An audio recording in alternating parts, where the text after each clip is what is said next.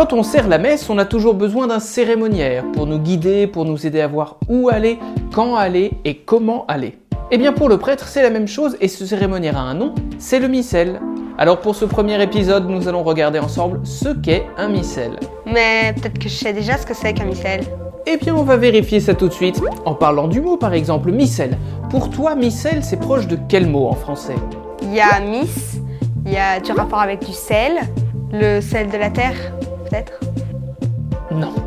Missel vient du mot missa, en latin qui signifie simplement être envoyé après l'Eucharistie. Le missel est donc ce livre dans lequel on trouve tout ce qu'il faut pour célébrer la messe. Mais c'est loin d'avoir été évidemment le seul livre en 2000 ans de christianisme. À l'origine, il y avait 3 livres, un pour chaque fonction. Le premier contenait les prières pour le prêtre, c'était le sacramentaire.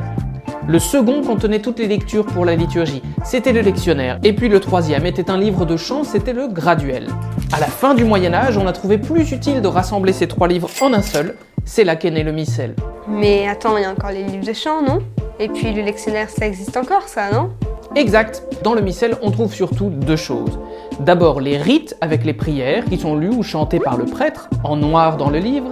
Et puis les consignes pour célébrer correctement la messe, en rouge dans le livre, qu'on appelle la rubrique. Et puisque la liturgie, c'est l'église tout entière qui se met en prière, eh bien le missel exprime cette idée d'unité de l'église où que l'on soit dans le monde. Mais c'est vrai qu'il y a d'autres livres dans la messe, tu te souviens? Oui, donc il y a l'évangiliaire et le lectionnaire, c'est ça? Tu as raison. L'évangéliaire, c'est ce beau livre gros et décoré qui contient l'évangile et qui est souvent porté par le diacre pendant la procession d'entrée de la messe. Le lectionnaire, lui, contient les autres lectures avec les psaumes et il est divisé en 3 livres. Le lectionnaire des dimanches, le lectionnaire de la semaine et le lectionnaire des saints.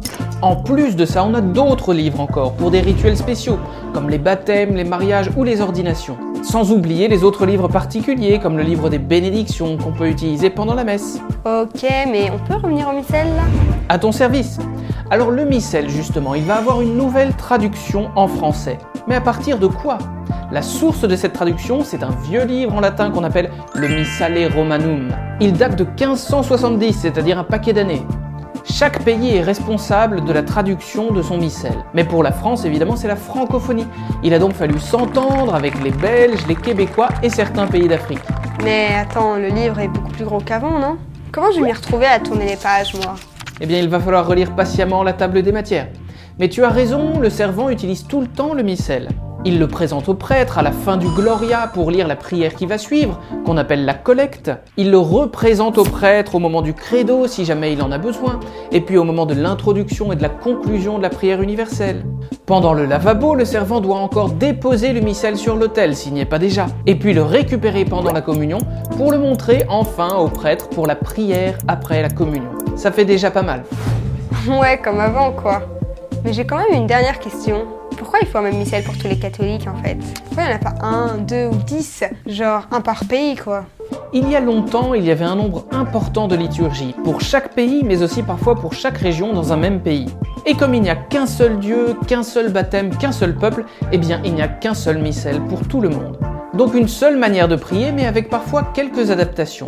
Parce que la prière ne dépend pas seulement de nos goûts et de nos préférences, eh bien le missel n'appartient à personne, et en même temps, il appartient à tout le monde. Et surtout avec cette nouvelle traduction qui se veut plus fidèle au latin original.